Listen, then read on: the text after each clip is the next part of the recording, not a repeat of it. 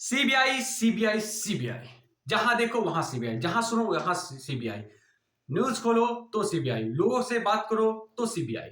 अरे सीबीआई है क्या? कोई बात कर रहा है तो यही कह रहे हैं कि सीबीआई ने ऐसा किया, सीबीआई पक्षपातपूर्ण कार्य कर रही है, सीबीआई गवर्नमेंट के अधीन कार्य कर रही है, सीबीआई ऐसा कार्य कर रही है जो केंद्र सरकार चाहती है। सबसे पहले तो दोस्तों हम जानते हैं कि सीबीआई है क्या। हेलो नमस्कार, मैं सुमित मिश्रा एडवोकेट अपने YouTube चैनल सुमित लाम में आप सभी का हार्दिक स्वागत करता हूं। दोस्तों आज के शॉर्ट वीडियो में हम जानेंगे सीबीआई के बारे में। एक्चुअली सीबीआई है क्या, इसका कार्य क्या है और ये कब से अपना कार्य कर रही है, यानी स्थापना इसकी कब से हुई। तो दोस्तों जानते हैं सीबीआई के बारे में। सीबीआई के दोस्तों फुल फॉर्म जो होता है वो होता है सेंट्रल ब्यूरो ऑफ इन्वेस्टिगेशन। इसको हिंदी में केंद्रीय अन्वेषण एजेंसी कहा जाता है। यह एक अन्वेषण एजेंसी है या एक इन्वेस्टिगेशन एजेंसी है जो प्रकरणों की इन्वेस्टिगेट करती है। अब प्रकरण किन प्रकरणों की इन्वेस्टिगेट करती है, सवाल ये उठता है। तो दोस्तों हमारे देश के जो हाई प्रोफाइल आपराधिक मामले होते हैं उनकी जांच करती है। देश में जो घोटाले होते हैं उनकी जांच करती है। भ्रष्टाचार होता है चाहे सरकारी सेक्टर में हो या प्राइवेट सेक्टर में हो, वो उसकी जांच करती है।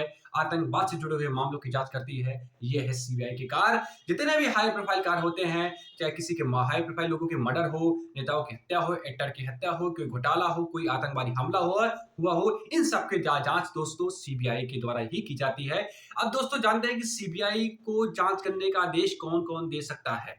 तो सर्वप्रथम दोस्तों हम जानते हैं कि जो सीबीआई होती है वो होम मिनिस्ट्री के अंतर्गत कार्य करती है, यानी हमारे गृह मंत्रालय के अंतर्गत रहकर यह कार्य करती है।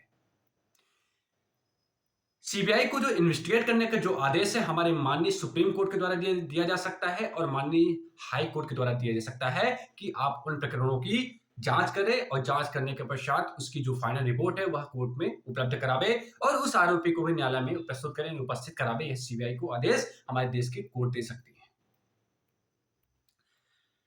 हमारे देश के माननीय सुप्रीम कोर्ट द्वारा और हाई कोर्ट के द्वारा जब किसी भी राज्य में इन्वेस्टिगेट करने के लिए आदेश दिया जाता है कि सीबीआई इस प्रकरण में जाकर वहां पर आदेश करेगी, तो सीबीआई को राज्य सरकार से अनुमति लेने की आवश्यकता नहीं है। वह सिर्फ उन आदेशों के तहत ही जांच कर सकती है। किसी भी राज्य में जाकर, किसी भी सेक्टर में जाकर जांच कर सकती है।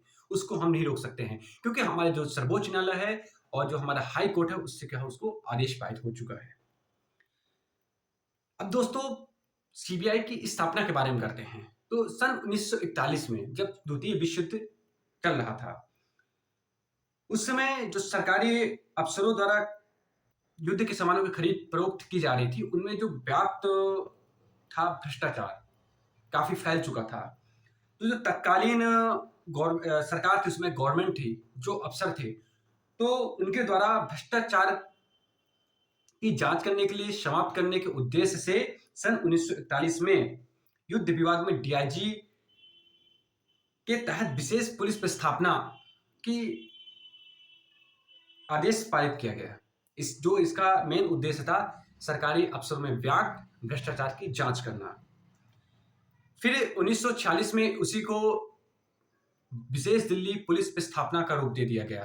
फिर दोस्तों हमारा देश आजाद हुआ 1947 में और 1963 में एक गवर्नमेंट के द्वारा अधिनियम लाया गया और इसका जो नाम है वह सीबीआई कर दिया गया, यानी सेंट्रल ब्यूरो ऑफ इन्वेस्टिगेशन कर दिया गया।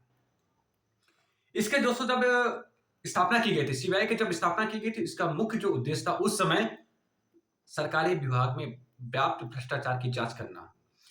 किंतु समय बदलता गया और कई तरह के घोटाले, कई तरह के भ्रष्टाचार प्राइवेट सेक्टर भी पनपने लगे, प्राइवेट सेक्टर में भी होने लगे। तो वहां भी आवश्यकता हुई सीबीआई के द्वारा जांच की जाने की। तो इन सबको दृष्टिगत रखते हुए इसको जो सीबीआई का जो अधिकार क्षेत्र है, इसके अधिकार क्षेत्र में और इसकी शक्तियों में बढ़ोतरी की गई। इसको पावर दी गई कि आप सरकारी सेक्टरों के साथ साथ सीबीआई अब प्राइवेट सेक्टर में भी अपना जांच कर सकती है और रिपोर्ट उपलब्ध करा सकती है। ये था तो दोस्तों सीबीआई के बारे में शॉर्ट इंफॉर्मेशन।